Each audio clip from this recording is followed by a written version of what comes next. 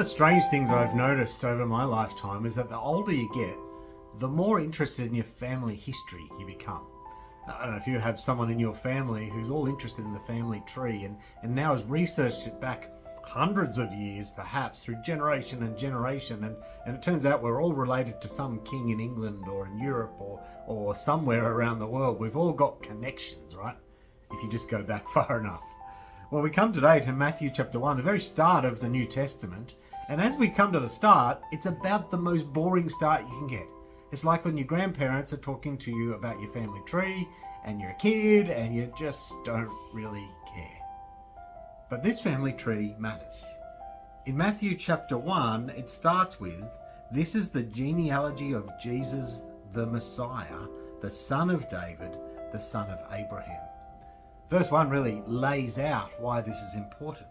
This is the genealogy of Jesus. This is the man who's come and done amazing things, who died and yet who rose again, and Matthew's writing up his story.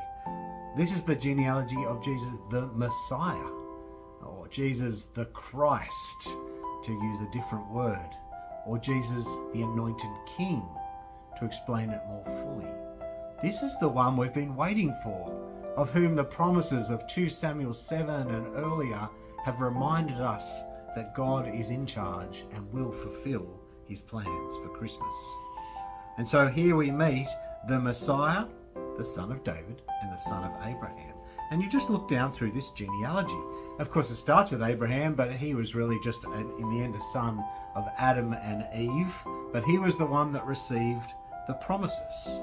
And then Isaac, and then Jacob, and then Judah, and you follow the family tree down until you get to the family of Jesse, from whom David came. Verse 6 is David, father of Solomon, who we've met along the way. And you follow again, generation after generation, and can pick out famous good kings. Hezekiah, verse 10, Josiah, verse 11. But also there were plenty of bad kings along the way.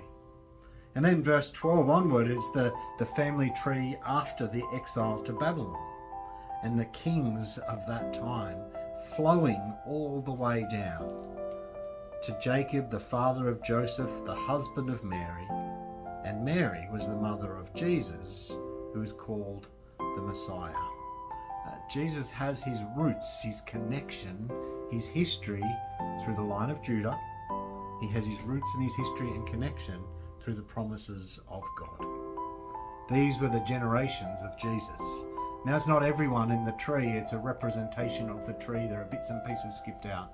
But what I want you to notice is, Matthew is telling us this is fulfillment. God's promises to Abraham through David, all the way down to Jesus, have now been fulfilled.